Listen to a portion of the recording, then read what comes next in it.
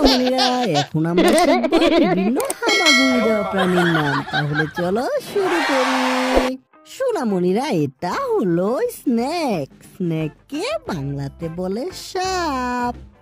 সাপ ধীরে ধীরে শরীর নেড়ে সামনে এগিয়ে যায়। অনেক সাপই ক্ষতিকর নয়, তারা শুধু নিজের নিরাপত্তা চায়। সোনামণিরা, এটা হলো স্নেল। স্নেলকে বাংলাতে বলে শামুক। শামুকের পিছনে একটি ছোট খোলস থাকে, যেখানে সে লুকিয়ে থাকে। বৃষ্টির দিনে শামুক হাঁটতে বের হয়, দেখতে খুব মজার লাগে। সোনামণিরা, এটা হলো আর্থওয়ার্ম। আর্থওয়ার্মকে বাংলাতে বলে কেঁচো। কেঁচো মাটির নিচে টানেল বানিয়ে ধীরে ধীরে চলে। এটি মাটিকে নরম আর ভালো করে। সোনামণিরা, এটা হলো মিলিপিড। মিলিপিডকে বাংলাতে বলে গজার। গজারের অনেক ক্ষুদ্র পা থাকে, যা দিয়ে এটি আস্তে আস্তে হাঁটে। অন্ধকারে ও ভেজা জায়গায় থাকতে সে খুব ভালোবাসে। বাচ্চারা, এটা হলো সেন্টিপিড। সেন্টিপিডকে বাংলাতে বলে শতপদী।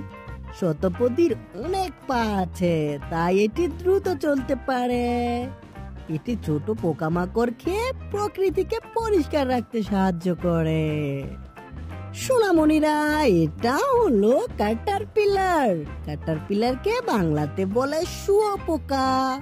শুঁয়োপোকা পাতা খেয়ে বড় হয় এবং ধীরে ধীরে হাঁটে।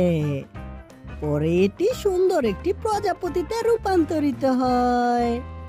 এটা হলো স্পাইডার। স্পাইডারকে বাংলাতে বলে মাকড়সা। মাকড়সা নরম সুতা দিয়ে চমৎকার জাল তৈরি করে। সেই জালে পোকা আটকে যায়, এটি তার খাবার সংগ্রহের উপায়।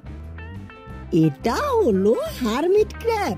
হারমিট ক্র্যাবকে বাংলাতে বলে খোলস কাঁকড়া। খোলস কাঁকড়া নিজের বাড়ি হিসেবে খালি খোলস ব্যবহার করে। বড় হলে এটি নতুন আরেকটি বড় খোলস খুঁজে নেয়, যেমন নতুন গর্ভধারণ। সোনামণিরা, এটা হলো স্লাগ। স্লাগকে বাংলাতে বলে খোলসবিহীন শামুক। স্লাগ নরম শরীর নিয়ে ধীরে ধীরে এগোয়। এটি রাতে সক্রিয় থাকে এবং পাতা খেতে খুব ভালোবাসে।